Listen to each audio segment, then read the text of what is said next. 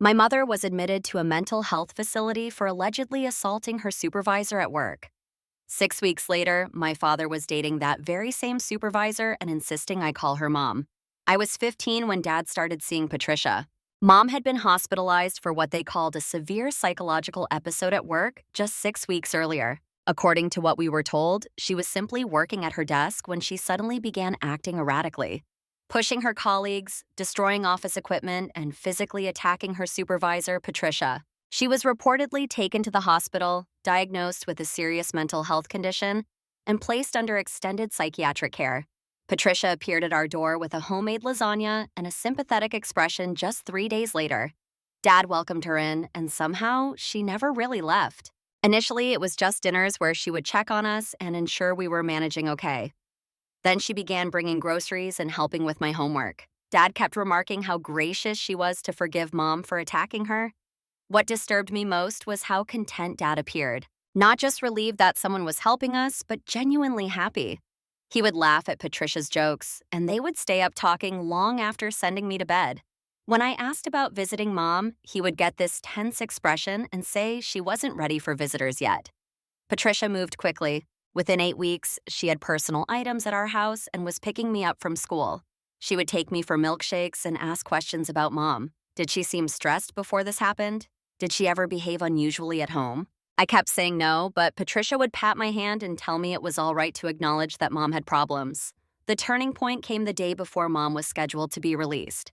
I knew because I had been marking off days on the calendar in my bedroom. That morning, Dad announced we were going on a surprise weekend getaway to a cabin Patricia's family owned in the mountains. My stomach dropped. I told him I didn't want to go, but he said I was being ungrateful. Patricia had planned this entire trip for us. We argued the whole drive there. I kept asking why we had to leave today specifically, and Dad kept avoiding the question. Patricia sat in the passenger seat filing her nails and occasionally murmuring about how this was best for everyone. When we arrived at the cabin, I locked myself in a bedroom and refused to come out. That night, I heard them arguing through the thin walls. Patricia was saying something about paperwork, and Dad was worried about something seeming suspicious. I pressed my ear against the door and heard Patricia say the words that made my blood run cold. She signed the papers, Michael. We can move forward now. I crept into the living room after they went to bed and found Patricia's purse on the coffee table. Inside was a folder containing copies of divorce documents dated 4 days ago. Mom's signature was on them, but something looked wrong. I had seen Mom sign permission slips countless times throughout my school years, and this wasn't how she wrote her name. There was also a receipt from a notary service in Patricia's name and a business card for a family lawyer with Patricia's maiden name printed on it. It turned out Patricia's brother was a divorce attorney who specialized in complex separation cases. The pieces began clicking together in my mind, and I felt physically ill.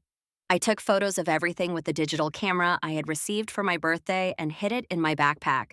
The next morning, I told Dad I wanted to go home. He said we were staying the full weekend, but I threw such a tantrum that Patricia finally convinced him to take me back early. As soon as we got home, I called my Aunt Michelle from the landline. She hadn't heard from Mom since the incident and was shocked when I told her about the divorce papers. She said she was coming over immediately and told me to pack an overnight bag. The confrontation was intense. Aunt Michelle showed up with my Uncle James, who worked in law enforcement, and demanded to see Mom. Dad tried to say she was still too ill for visitors, but Michelle threatened to call the facility directly. Patricia's face went pale, and she suddenly had somewhere urgent she needed to be. We drove to the psychiatric facility where I finally saw Mom after nearly 2 months. She was sitting in a sterile gray room, looking like a shadow of her former self. Her words came out slow and slurred from all the medication they had given her. She kept trying to focus on my face, but her eyes wouldn't stay still. When she saw Aunt Michelle, she began crying and tried to explain that she had never signed anything. She could barely hold a pen with how severely her hands were trembling. Before I knew it, she was telling us that her supposed violent breakdown at work had never even occurred. Patricia had simply approached her and told her they needed to discuss something urgently. Mom's voice cracked as she spoke, her fingers trembling against the cold metal table. She told us Patricia had claimed they needed to review an urgent work matter, something about quarterly reports that couldn't wait until the next day. Patricia drove them to what Mom assumed was a nearby coffee shop, but instead pulled into the psychiatric facility's parking lot without any warning. When Mom questioned where they were going, Patricia locked the car doors and began screaming that Mom had threatened her during their meeting. Security guards rushed out as Patricia banged on the windows, yelling for help. Mom's confusion and protests only made her appear more unstable to the staff members who didn't know either woman personally. The facility accepted Patricia's version of events without question since she was the supervisor making the complaint. They sedated Mom before she could call anyone for help. By the time she regained consciousness, Patricia had already filed extensive paperwork claiming Mom had been displaying violent behavior at work for several weeks. The staff interpreted Mom's insistence that nothing had happened as denial and delusion. Every time she tried to explain the truth, they increased her medication dosage.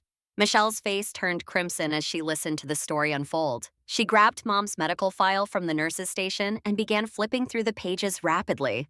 The admission notes were all written in Patricia's distinctive handwriting, describing incidents that Mom swore had never occurred. Michelle took photos of every single page while the staff members tried unsuccessfully to stop her.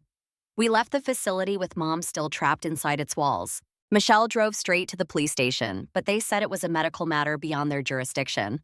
Without concrete proof that Patricia had lied, they couldn't interfere with a psychiatric hold that had been properly documented. Michelle slammed her fist on the desk in frustration and stormed out of the building. She dropped me at home and promised she would return with a lawyer who could help. That night, I couldn't stop thinking about Mom's trembling hands and vacant stare. Dad and Patricia were watching television like nothing had happened.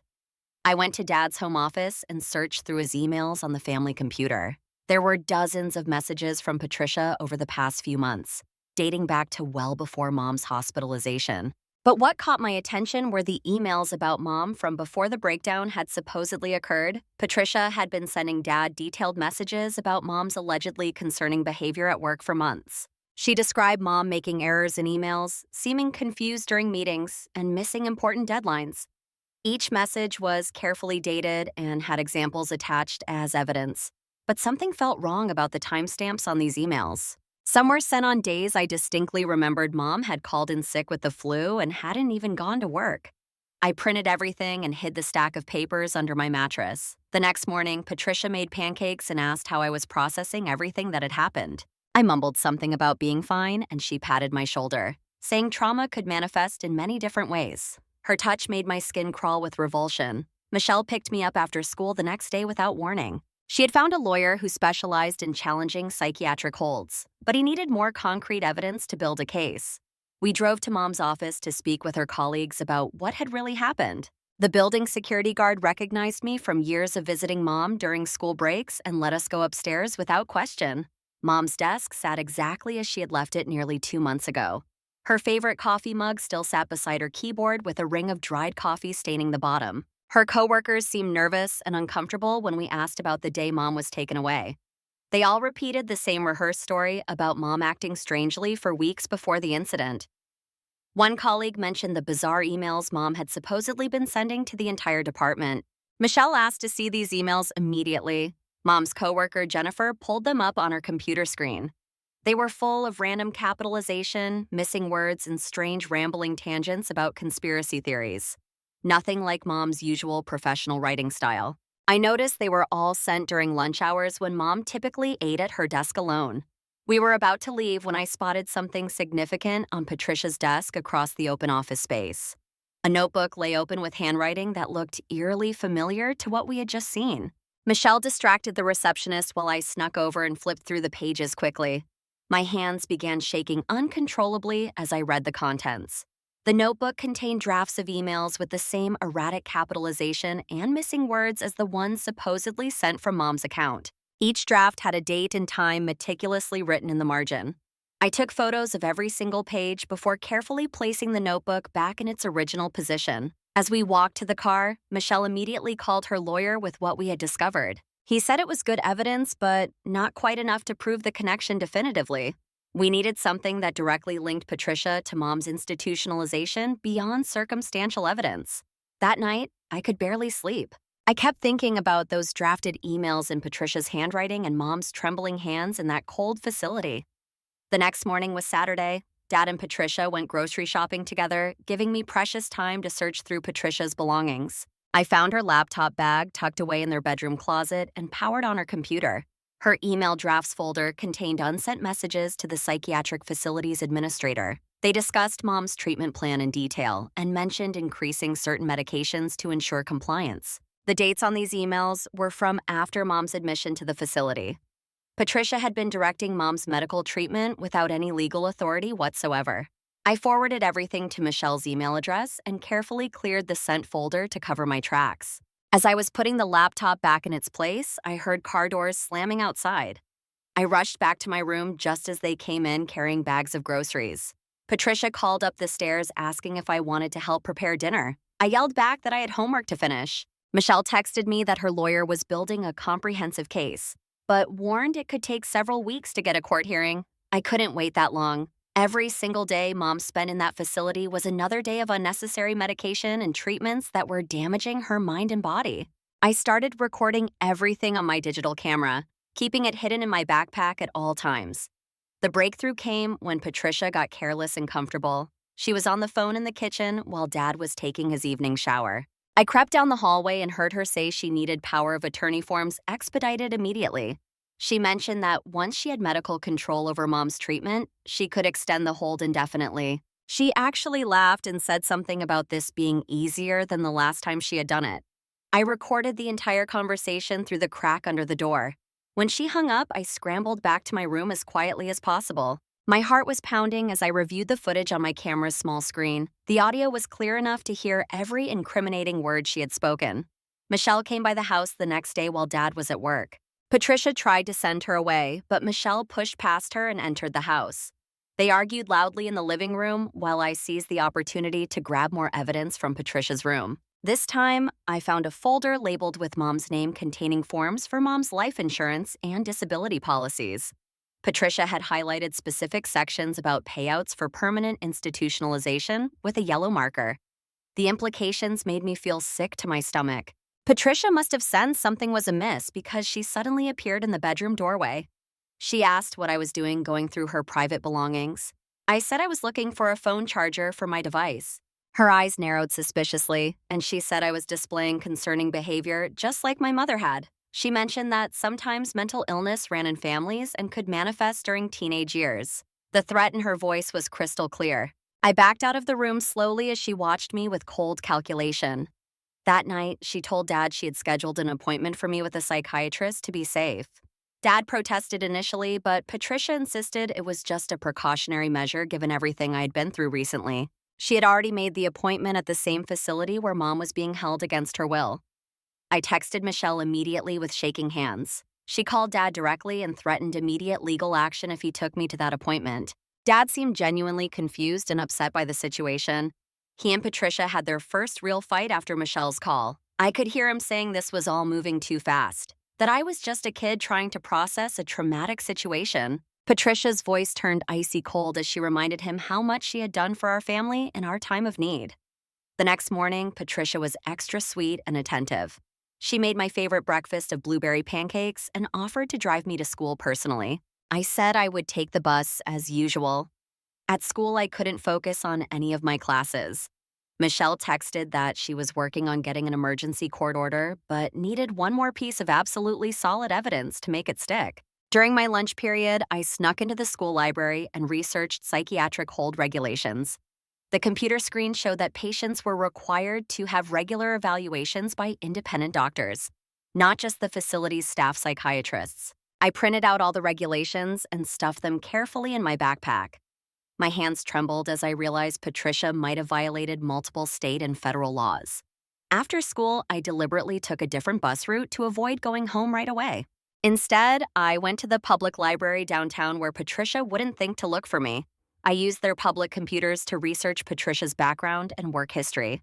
Her professional profile online showed she had worked at 4 different companies over the past 10 years, always leaving after about 2 to 3 years.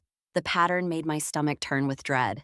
I created a fake email account and sent messages to former colleagues from her previous jobs, asking about their experiences working with her. Most didn't respond to a stranger's inquiry, but one woman named Barbara replied within an hour. She said Patricia had been her supervisor and asked why I was inquiring about her. I explained my situation in detail, and her response came back almost immediately. She would call me from a payphone in exactly 10 minutes. The library's phone at the reference desk rang precisely 10 minutes later. Barbara's voice sounded strained and urgent as she explained that Patricia had done something remarkably similar at their company several years ago. A coworker named Lisa had suddenly been hospitalized for an alleged mental breakdown after disagreeing with Patricia about a major project deadline. Lisa's husband had started dating Patricia shortly after his wife's hospitalization.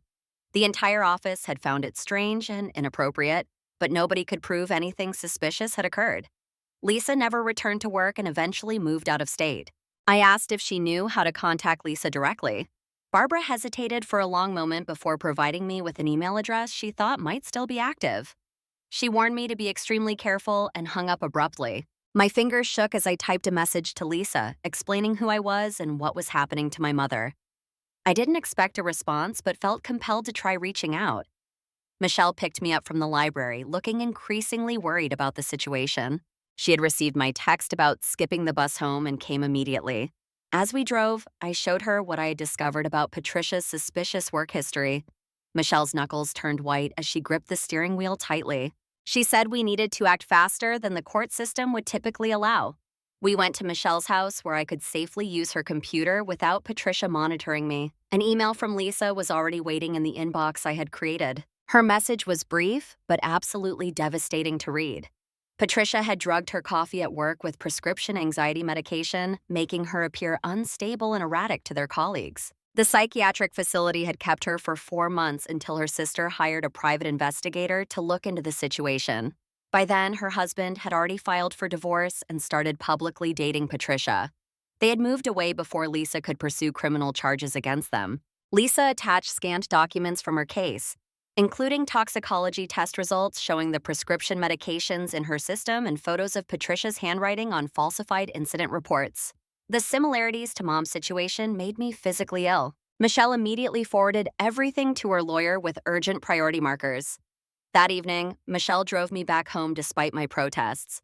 Dad was pacing anxiously in the living room while Patricia sat calmly on the couch sipping tea. He demanded to know where I had been all afternoon. Before I could answer, Patricia mentioned she had been forced to reschedule my psychiatric evaluation for tomorrow morning. She had already called the school to excuse my absence in advance. Michelle stepped forward protectively and told Dad about Lisa's case directly. Patricia's face didn't change expression, but her fingers tightened noticeably on her teacup. Dad looked confused and asked what this had to do with our current situation. Michelle explained the pattern in detail, showing him the emails on her phone screen. Patricia stood up slowly and smoothly, saying that Michelle was filling my head with elaborate conspiracy theories. The argument escalated rapidly from there. Dad kept looking between Michelle and Patricia, clearly torn and confused. Patricia touched his arm gently and reminded him how Mom had violently attacked her, how she had graciously forgiven everything to help our family in our time of need. Michelle countered with the hard evidence we had collected over the past days. Patricia's voice remained eerily calm as she suggested that I was having a breakdown just like my mother, that I was creating elaborate fantasies to cope with the trauma of her hospitalization. I ran to my room and grabbed my digital camera with shaking hands. The footage of Patricia's phone conversation about power of attorney played on the small screen. Dad's face went completely pale as he heard Patricia discussing keeping Mom institutionalized indefinitely. Patricia tried to grab the camera from my hands, but Michelle blocked her path. Patricia's carefully constructed mask finally slipped as she snarled that we couldn't prove anything in court. Dad sank onto the couch with his head in his hands, looking broken. He asked Patricia directly if it was true. She immediately switched tactics, crying about how much she loved him, how Mom had been genuinely unstable and dangerous, how she had only been trying to protect our family from harm. Dad looked lost and utterly devastated by the revelation. Michelle told me to pack a bag quickly while she called her lawyer again for emergency advice. As I threw clothes and essentials into my backpack, I heard Patricia on her phone in the hallway. She was talking to someone at the psychiatric facility, telling them to increase Mom's medication dosage immediately. I recorded her through the crack under my bedroom door. She mentioned that the family was becoming unstable and might need intervention services. Michelle burst into my room moments later and said we were leaving immediately without delay. Patricia had called the police claiming I was violent and needed immediate psychiatric evaluation for my own safety. We rushed out the back door as sirens wailed in the distance. Michelle drove us to her lawyer's office, where he was waiting despite the late hour on a Saturday. He reviewed everything we had brought and said we finally had enough evidence for an emergency injunction from a judge. The next few hours blurred together in a haze of anxiety and activity. The lawyer made numerous phone calls while Michelle held my hand tightly. A judge agreed to an emergency hearing for first thing Monday morning. The lawyer warned us that Patricia would fight back hard with every resource at her disposal. We spent the weekend at a hotel, too worried and anxious to sleep properly. I kept thinking about Mom alone in that facility, not knowing we were fighting desperately for her freedom. The courthouse was an intimidating building with marble floors and soaring ceilings. Patricia arrived with her brother, the divorce lawyer, both dressed impeccably in expensive suits.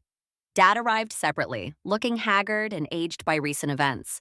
He avoided eye contact with everyone in the hallway. The judge, an older woman with sharp, intelligent eyes, reviewed the evidence methodically while Patricia's brother argued that I was a troubled teenager fabricating elaborate stories for attention.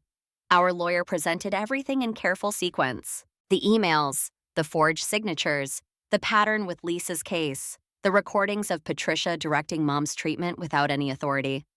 Patricia's brother tried repeatedly to object to the recordings being admitted as evidence, but the judge allowed them. When Patricia's voice filled the courtroom discussing power of attorney and indefinite psychiatric holds, several people in the gallery gasped audibly at the casual cruelty in her tone. The judge ordered an immediate independent psychiatric evaluation for Mom by a court-appointed doctor. Patricia's brother argued this would disrupt her necessary treatment, but the judge cut him off sharply.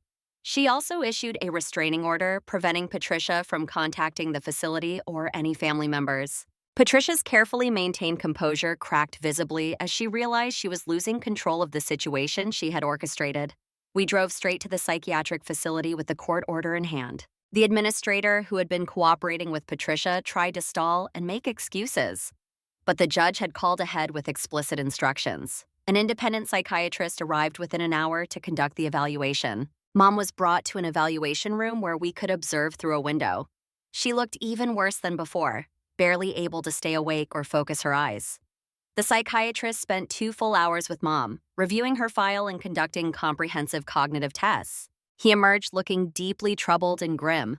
Mom showed absolutely no signs of the condition she had been diagnosed with or any mental health condition requiring institutionalization. The medications she had been given were excessive, inappropriate, and potentially harmful to her long-term health. He recommended immediate release and careful medical supervision for withdrawal from the unnecessary medications. The facility administrator turned pale as the psychiatrist detailed the numerous violations he had discovered. Medications had been administered without proper authorization or medical justification.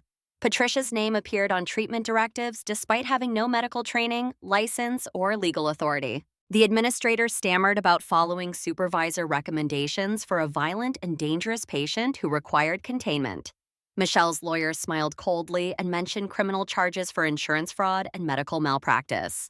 The administrator quickly agreed to release Mom immediately and provide all medical records without delay. As nurses prepared Mom for discharge, I could hear the administrator on the phone with the facility's legal team in a panicked voice. Mom could barely walk without assistance after months of being overmedicated. Michelle and I supported her to the car while she mumbled confused apologies for things that made no logical sense. The powerful medications had scrambled her thoughts severely. We took her directly to a regular hospital, where real doctors confirmed she had been dangerously overmedicated for months without medical justification. They started a careful withdrawal protocol and warned us she would need weeks or possibly months to recover fully from the chemical damage. That night, while Mom slept in the hospital under proper medical supervision, Michelle's phone rang constantly with updates. The lawyer reported that police had arrested the facility administrator for insurance fraud and medical malpractice. They had been billing insurance companies for expensive treatments Mom never needed or consented to. Patricia's friend, the therapist who had written the false evaluation without ever meeting Mom, was being investigated by the state medical board for ethics violations. Dad showed up at the hospital the next morning looking completely broken. He sat beside Mom's bed, holding her hand gently while she slept and whispering apologies she couldn't hear. He told Michelle he had kicked Patricia out of the house and changed all the locks. Patricia had raged and threatened to sue him for breach of promise and emotional damages. But he didn't care anymore about her threats. He kept apologizing to Mom's sleeping form with tears running down his face. I spent the following days alternating between the hospital and Michelle's house. The police wanted to interview me about Patricia's crimes, but Michelle's lawyer insisted on being present for all questioning. I provided them with copies of all my recordings and photographs as evidence. The detectives said they were building a strong case, especially with Lisa willing to testify about Patricia's previous pattern of behavior. Mom's recovery was slow and emotionally painful for everyone. As the powerful medications gradually left her system, she became more lucid and aware, but also more cognizant of what had been done to her. She cried when she realized she had lost nearly 3 months of her life to Patricia's scheme. The doctor said the psychological trauma might take even longer to heal than the physical effects of the inappropriate medication. Patricia attempted one final manipulation before her arrest. She called Dad from a blocked number claiming she was pregnant with his child. Dad hung up on her immediately, but the call shook him badly. Michelle's lawyer advised getting a court-ordered paternity test if Patricia pursued this claim in court.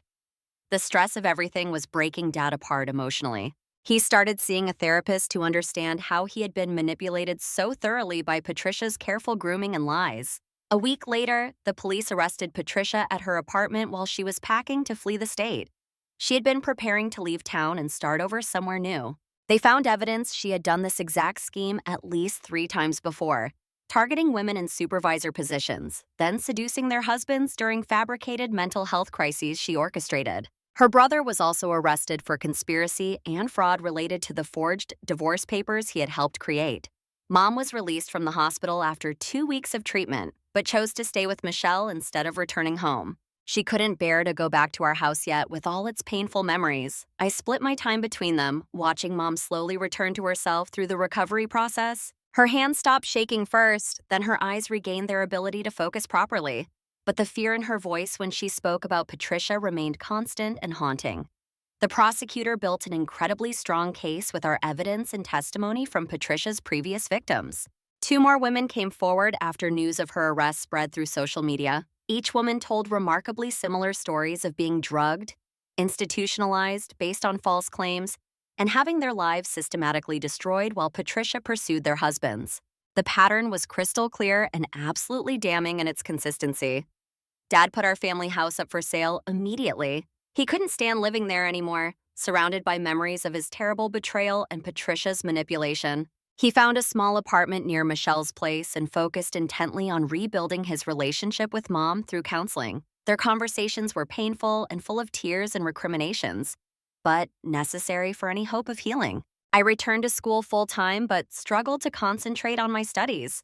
The other students whispered about my family's drama constantly. Some called me a hero for saving my mom from wrongful imprisonment.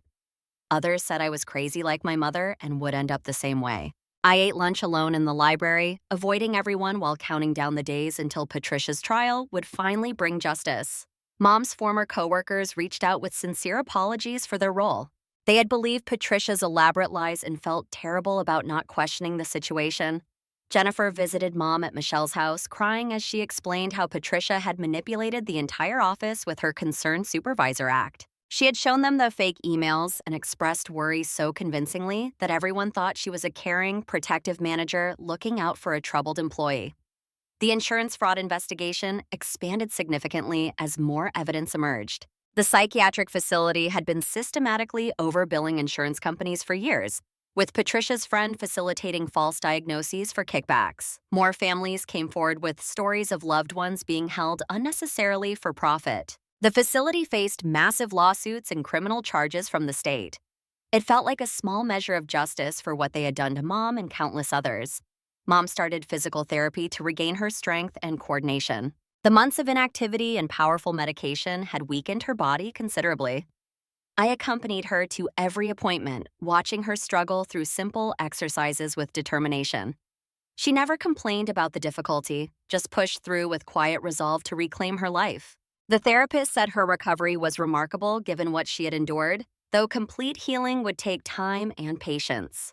Patricia's trial date was set for 4 months away due to the complexity of the case. Her lawyer tried desperately to negotiate a plea deal, but the prosecutor refused, given the number of victims demanding justice. Too many families wanted their day in court to confront her. Mom would have to testify publicly, reliving the trauma in front of strangers. The thought made her anxious and sick, but she said she would do it to prevent Patricia from destroying any more families. Dad's therapy sessions slowly helped him understand how Patricia had systematically targeted him for manipulation. She had studied our family carefully, learned about Mom's demanding job that required long hours, their occasional arguments about household responsibilities, and his feelings of loneliness. She had positioned herself as the understanding, supportive alternative while slowly poisoning his view of Mom and appearing to be helpful and caring. The therapist explained that Patricia was a predator who specifically chose vulnerable families with particular dynamics she could exploit. We found a new routine living at Michelle's house during Mom's recovery. Mom slept in the guest room while I took the pull-out couch in the den. Michelle cooked elaborate dinners every night, trying desperately to help Mom regain the weight she had lost during her institutionalization. We played board games in the evenings, carefully avoiding any mention of the traumatic past months. It felt like playing pretend at being a normal family, but the routine helped provide stability. The prosecutor met with us regularly to prepare for the upcoming trial. He showed us Patricia's complete history, a disturbing trail of destroyed families across 4 states over 12 years. She had refined her method over the years, learning exactly how to fabricate mental illness claims and manipulate the medical system for profit. The evidence was overwhelming and horrifying, but he warned that Patricia was intelligent and her brother was a skilled defense lawyer who would try every possible tactic. Mom returned to work part-time after her doctor cleared her medically and psychologically. Her company had held her position, horrified by what had happened to her. She worked reduced hours initially, slowly rebuilding her confidence and professional identity.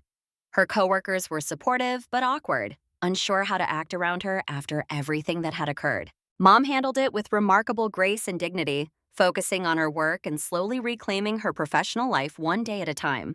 I started seeing a counselor to process everything that had happened during those terrible months.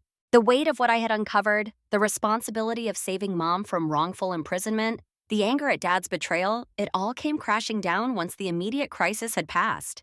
The counselor helped me understand that while I had done something extraordinary for my age, I was still just a teenager who had been forced to grow up far too quickly. I had been placed in an impossible situation and had responded with remarkable courage and determination. Patricia made bail after 6 weeks in jail awaiting trial. The restraining order kept her away from us legally, but knowing she was free made everyone nervous and hypervigilant. Michelle installed comprehensive security cameras at her house. Dad changed his phone number after Patricia attempted to call from various numbers despite the restraining order. We all jumped at unexpected noises and checked locks obsessively, waiting anxiously for her next move. The other victims began connecting and forming a support group for survivors of Patricia's schemes. Mom joined their online meetings, finding comfort and validation in shared experiences. They compared notes on Patricia's tactics, realizing how similarly she had operated each time with minor variations.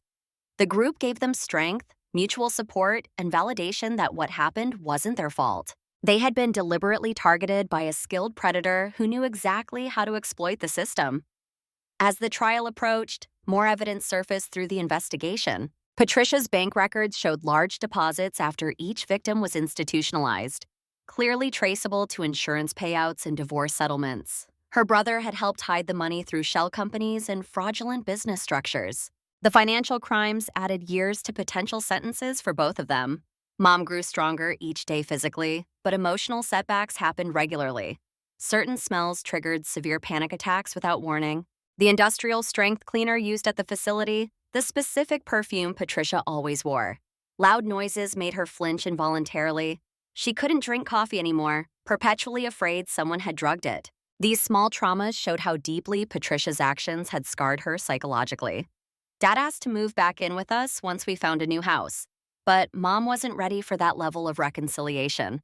Trust, once shattered so completely, couldn't be rebuilt quickly or easily. They attended couples counseling twice a week, working through the betrayal and manipulation with professional help. The therapist said healing was possible with time and consistent effort from both, but would require patience and commitment to the process. I threw myself into schoolwork, determined to catch up on everything I had missed during the crisis. My grades had suffered significantly during those terrible months, but teachers gave me extensions and extra support. I had decided I wanted to become a lawyer or investigator, someone who could help other families trapped by predators like Patricia who exploited the system. The guidance counselor said my experience, though intensely painful, had given me clear direction and purpose for my future career. 2 weeks before the trial was scheduled to begin, Patricia's brother approached Michelle's lawyer with another plea bargain attempt. Patricia would plead guilty to reduced charges if we agreed not to pursue civil lawsuits for damages. The offer was insulting given everything she had stolen from us. She had taken 6 months of Mom's life, nearly destroyed our entire family, and caused immeasurable trauma, yet wanted to minimize the consequences of her calculated cruelty. We refused immediately and unanimously. Mom practiced her testimony with the prosecutor repeatedly, reliving those first terrifying days in the facility, the confusion and fear, the medications forced on her against her will. It drained her emotionally each time, but she pushed through with determination, knowing her testimony could help prevent Patricia from destroying more families. Her voice grew stronger and more confident with each practice session. The trial date arrived with unexpected snow coating the courthouse steps in pristine white. We arrived early, Mom gripping my hand tightly for support. Other victims and their families filled the gallery, their faces showing the same mixture of fear, anger, and determination. Patricia entered in a conservative suit, clearly trying to appear sympathetic and professional. Her carefully constructed act didn't work anymore on anyone who knew the truth. As opening statements began, I reflected on how much had changed since that day I discovered the forged divorce papers in Patricia's purse. Our family was broken, but slowly healing with effort. Mom was free, but bore deep scars from her ordeal. Dad was genuinely remorseful, but working hard to earn forgiveness he might never fully receive. And Patricia, the woman who had tried to steal our lives for profit, finally faced the justice system she had manipulated for so long. The prosecutor's voice rang clear and strong as he outlined Patricia's extensive crimes. Multiple counts of fraud, false imprisonment through deception, conspiracy, identity theft, and insurance fraud. The list seemed endless as he detailed each charge. Patricia sat perfectly still throughout, but I noticed her jaw clenching with tension.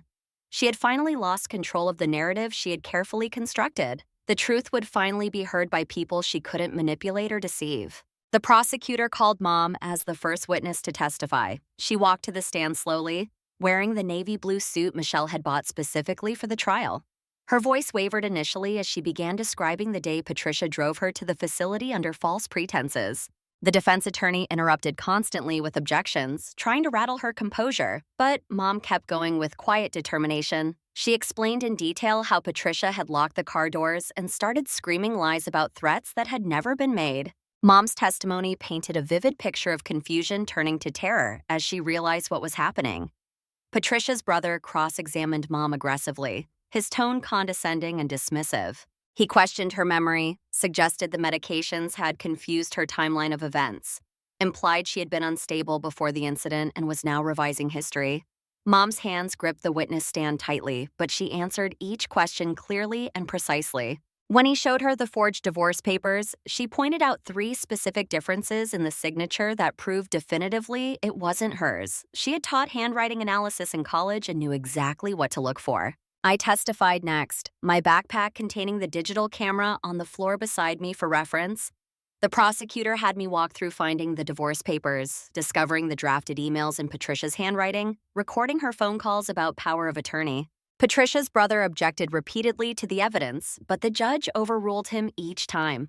When they played my recording of Patricia discussing power of attorney and keeping Mom institutionalized indefinitely, several jurors shook their heads in disgust at her casual cruelty. The cross-examination felt endless and exhausting. Patricia's brother tried to paint me as a confused, traumatized teenager, desperate to blame someone for Mom's genuine illness. He suggested I had fabricated evidence, manipulated recordings, created an elaborate conspiracy theory to cope with family trauma. I stayed calm and stuck to facts exactly as the prosecutor had coached me during preparation. The judge had to warn him twice about badgering a minor witness when his questions became overly aggressive. Lisa flew in from another state to testify about her experience. She described her own nightmare with Patricia in devastating detail that echoed Mom's story. The drugged coffee that made her appear unstable, the false psychiatric hold that lasted months, temporarily losing custody of her children during the ordeal. She brought medical records showing the exact same anxiety medication in her system that they had found in Mom's blood work from the facility. The pattern was undeniable and damning. Patricia stared at her throughout the entire testimony with cold eyes, but Lisa never looked in her direction. The facility administrator took a plea deal for reduced charges and testified against Patricia. He admitted to falsifying treatment records, billing insurance for services never provided, taking bribes to keep patients longer than medically necessary for profit. He confirmed Patricia had called him directly about mom's medications despite having no medical authority whatsoever. His testimony lasted 3 hours and implicated 2 other staff members in the conspiracy. Patricia's former therapist friend had lost her license but was compelled to testify. She claimed Patricia had manipulated her too, insisting that she had been told mom was dangerous and needed immediate evaluation for everyone's safety. The prosecutor methodically destroyed her credibility by showing she had written the evaluation before ever meeting or examining mom. She left the stand in tears, her career destroyed by her participation in the scheme. Dad testified on the 4th day of the trial. He looked smaller somehow on the stand, shoulders hunched with shame as he described how Patricia had slowly poisoned his view of mom over months. He admitted to signing papers without reading them carefully, believing Patricia's lies about mom's condition without question, ignoring his instincts that something felt deeply wrong about the situation. When asked why he had trusted Patricia so completely and blindly, he said he had been lonely in his marriage and she had seemed so caring and understanding of his situation. The prosecutor presented Patricia's financial records next in excruciating detail. Bank statements showed deposits matching exact insurance payouts from mom's policies. There were payments to the facility administrator for his cooperation, to the therapist for false evaluations, even to the notary who had supposedly witnessed mom's forged signature on the divorce papers. The paper trail was extensive, methodical, and absolutely damning. Patricia's face remained expressionless as each financial transaction appeared on the courtroom's large display screen. More victims testified via video link from other states. A woman from Patricia's first job described an almost identical scheme from 8 years ago.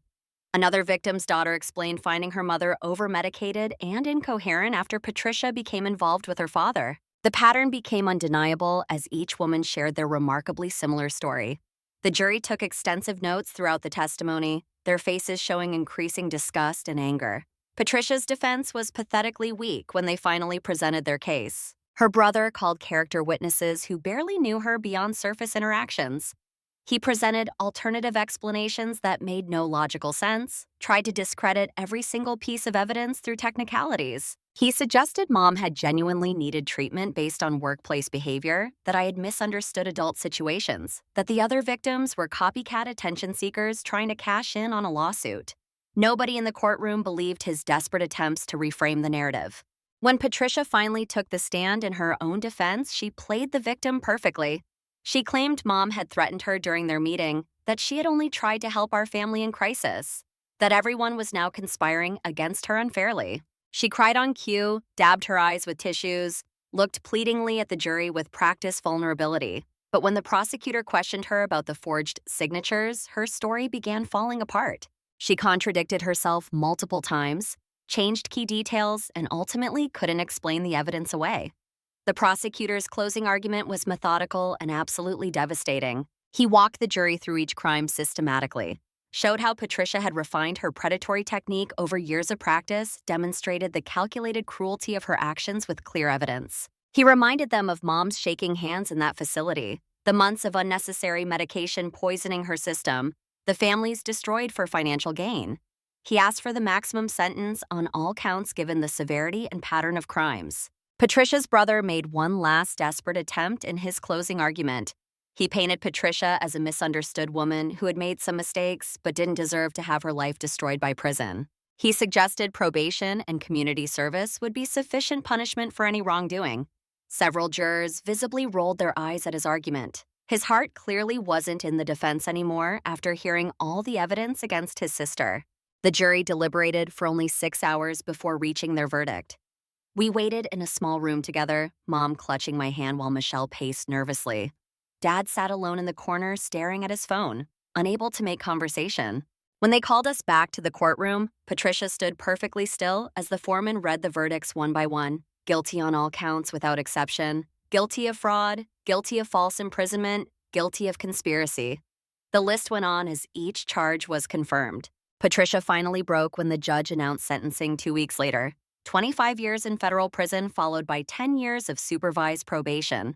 She would have to pay restitution to all victims from her seized assets. Her brother received 5 years for conspiracy and lost his law license permanently. She screamed that we had destroyed her life, that Mom was actually sick and dangerous, that this was a complete miscarriage of justice. The bailiffs dragged her out of the courtroom, still yelling threats and protests. Outside the courthouse, the other victims hugged Mom with tears of relief. They exchanged phone numbers and promised to stay in touch through their healing journey. Lisa squeezed my shoulder and thanked me for being brave enough to investigate when everyone else had believed the lies. She said I had saved not just my mom, but prevented future victims from suffering the same fate. The prosecutor shook our hands and said it was one of the strongest cases he had ever presented. The evidence we had gathered made it impossible for Patricia to escape justice. We drove back to Michelle's house in exhausted silence. Mom stared out the window while Michelle navigated the familiar streets. I sat in the back, finally allowing myself to feel the crushing exhaustion that had been building for months. The trial was over, but the healing journey would take much longer. That night, Mom cooked dinner for the first time since her release from the hospital. Her hands remained steady as she chopped vegetables for a simple stir-fry. Michelle and I sat at the kitchen table, watching her move around the familiar space with growing confidence. She made vegetable stir-fry with brown rice. Nothing fancy or complicated, but it tasted like the best meal we had ever shared. Mom smiled genuinely for the first time in months. Dad called the next morning to check on us. He had found a therapist who specialized in helping people who had been manipulated by sociopaths and wanted to start intensive therapy immediately. He asked if he could see me in person. Mom left the decision entirely up to me. I agreed to meet him at a local park, neutral ground where we could talk without the weight of home memories.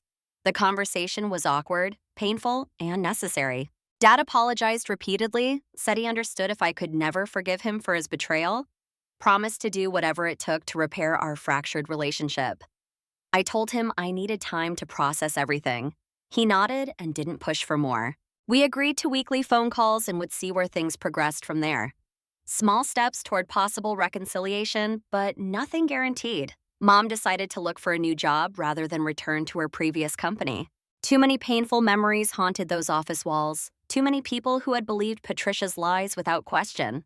She updated her resume and started applying to positions at smaller, more supportive firms. The interviews were challenging when they asked about the gap in employment, but she decided to be completely honest about what had happened.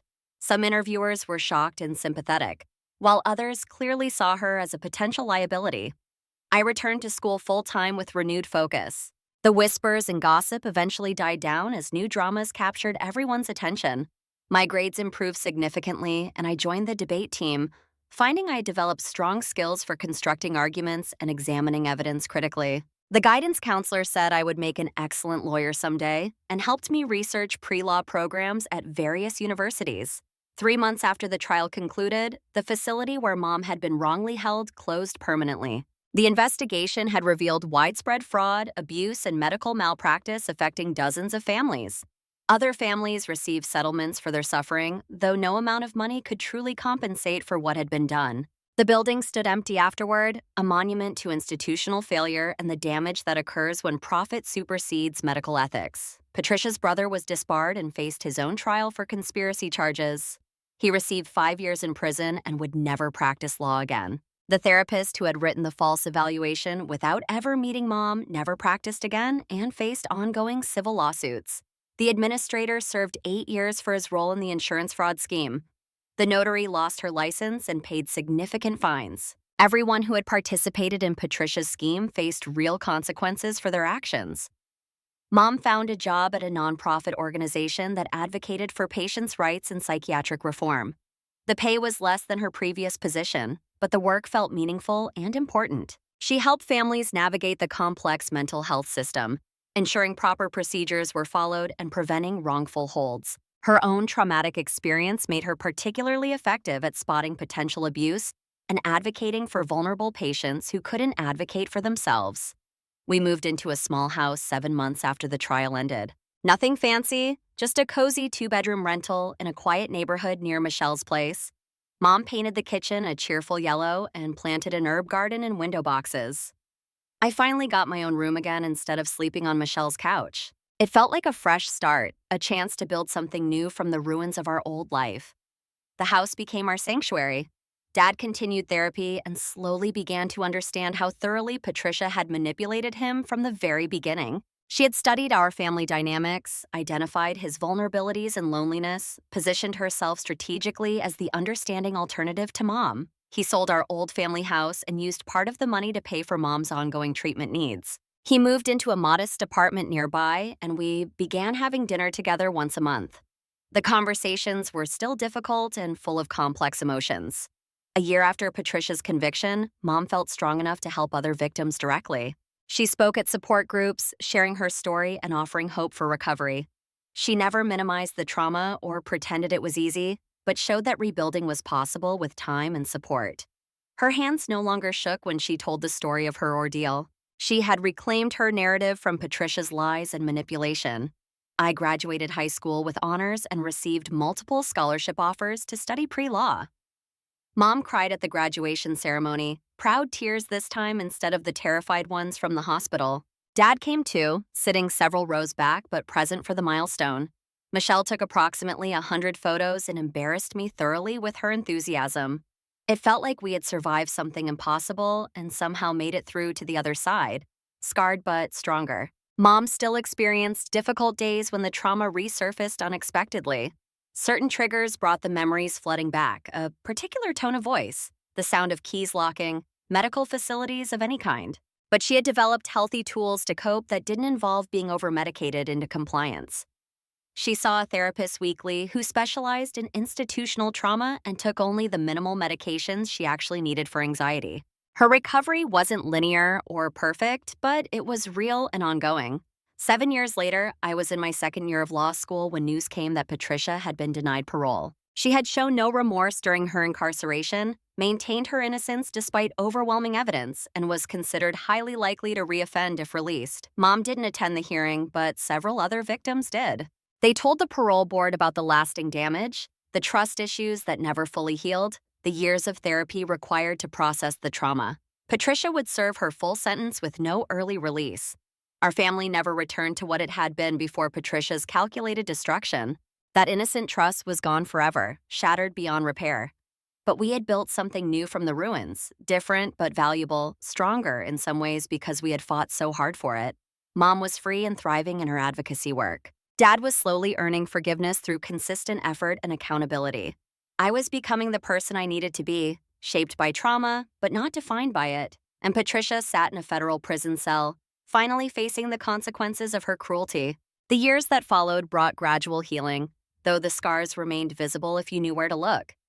Mom developed a national reputation for her advocacy work, testifying before congressional committees about the need for psychiatric reform and stronger oversight. She helped draft legislation that would require multiple independent evaluations before anyone could be held involuntarily for extended periods. Her voice grew stronger with each testimony, transforming personal trauma into meaningful change that would protect countless others.